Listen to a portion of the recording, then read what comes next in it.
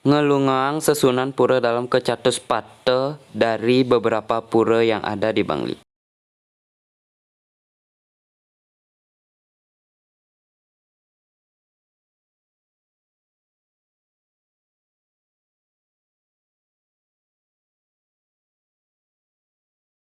Secara rutin pada malam hari, keempat banjar di wilayah kota Bangli melaksanakan upacara ngerebek bertepatan dengan Hari Raya Kuningan pada Sanisecara Kliwon Kuningan, Sabtu 20 Juni sekitar pukul 7 pada malam hari, yang berlokasi di dekat kota Bangli. Dalam upacara ini, adanya prosesi Nedunang Ide Betara berupa arca barong prangde untuk keaturan ayaban, sewentanan, dan caru.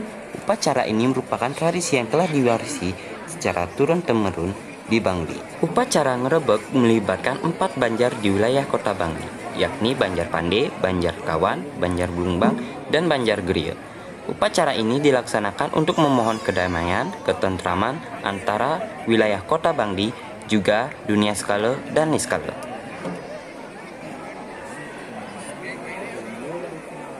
Jangan lupa subscribe, like, komen, juga aktifkan lonceng notifikasi agar tidak ketinggalan video lainnya.